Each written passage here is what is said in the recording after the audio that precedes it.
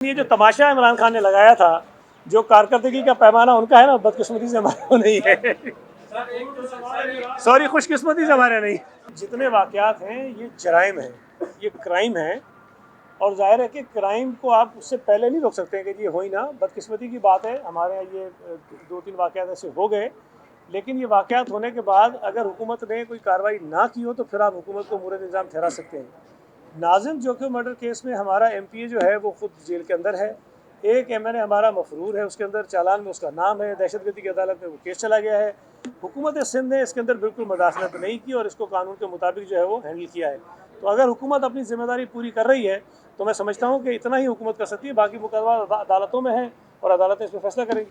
یہ بات دیکھیں کسی بھی طور پر قابل برداشت نہیں ہے کہ کوئی بھی شخص، خاص طور پہ جو ہماری بہنیں ہیں، بچیاں ہیں، وہ کسی تعلیمی ادارے میں اگر تعلیم حاصل کرنے جاتی ہیں تو نہ صرف یہ کہ ان کو بلکہ ان کے والدین کو بھی ایک یہ احساس ہونا چاہیے کہ وہ محفوظ ہیں. اگر اس قسم کے واقعات ہوتے ہیں تو اس سے نہ صرف یہ کہ تعلیمی اداروں کا جو اپنا ایک تقدس ہے وہ پامال ہوتا ہے، بلکہ ہماری بچیوں کی جو تعلیم ہے، جو اعلیٰ تعلیم حاصل کرنا چاہتی ہیں، وہ خود بھی انسیکیور فیل کریں گی اور ان کے پیرنٹس بھی انسیکیور فیل کریں گے. یہ کوئی بھی حکومت برداشت نہیں کر سکتی ہے.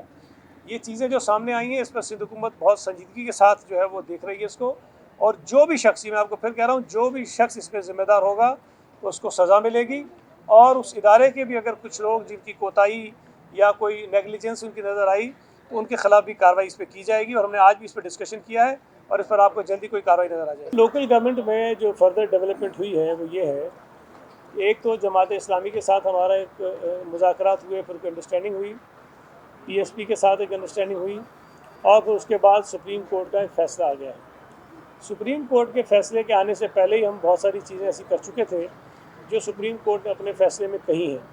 کچھ چیزیں اگر رہ گئی ہیں اس کو ہم دیکھ رہے ہیں، اور ابھی یہ اجلاس چلنا ہے، ابھی آج ایک دن کا اجلاس نہیں ہے، اسی دوران کیبنٹ کی میٹنگ بھی ہونی ہے، اور جو ترامیم اسمبلی میں آتی ہیں اس کو پہلے کیبنٹ سے منظور کرانا پڑتا ہے.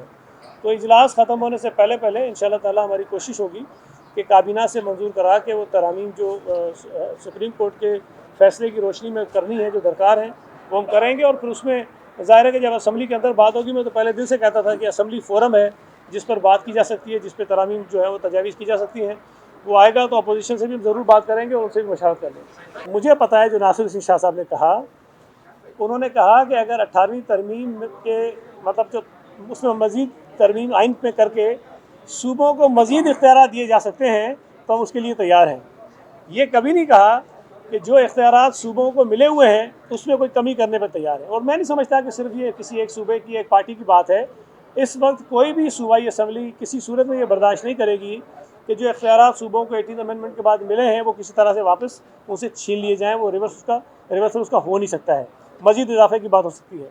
دوسری جو بات آپ نے کہی، دیکھیں اس ملک میں اگر کوئی حکومت مسلط کر دی گئی ہے تو سیاسی جماعتیں یہ کوشش کرتی ہیں کہ عوام کی حق حاکمیت بحال ہو. اور پیپلز پارٹی نے ہمیشہ یہ جدوجہد کی ہے کہ انتخابات کے اندر، حکومت سازی کے اندر، سیاسی جماعتوں کے اندر کسی قسم کی بیرونی مداخلت نہیں ہونی چاہیے. تو جو بھی جدوجہد ہم کرتے ہیں وہ اپنے انتخابی نظام کے اندر، پارلیمنٹ کے اندر، سیاسی جماعتوں میں مداخلت کے خلاف کرتے ہیں. تو آپ اس کو جس طرح سمجھ لیں.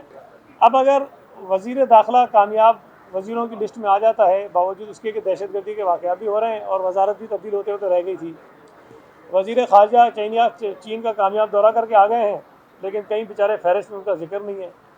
دفاع ہمارا بہت مضبوط ہے لیکن وزیر دفاع کا ذکر جو ہے کہیں نہیں ہے. تو مجھے سمجھ نہیں آتی کہ یہ جو پیمانہ ہے وزیروں کو نمبر 1 اور نمبر 2 قرار دینے کا، یہ کوئی ان کی وزارتی قابلیت ہے یا کوئی ذاتی قابلیت ہے. تو اب یہ فیصلہ بہرحال آپ خود کریں. میں تو کل ایک ٹی وی پروگرام دیکھ رہا تھا، اس میں کسی سے پوچھ رہے تھے وہ اینکر صاحب کہ بھئی اس کو کیوں بنایا گیا، تو اس نے کہا پتہ نہیں، مجھے پتہ نہیں کیوں بنایا گیا. تو یہ میرا خیال ہے مقابلہ 2-3 وزیروں میں ہی تھا جس میں سب کو پتہ تھا کہ پہلے نمبر میں مراد صحیح نہیں آنا ہے.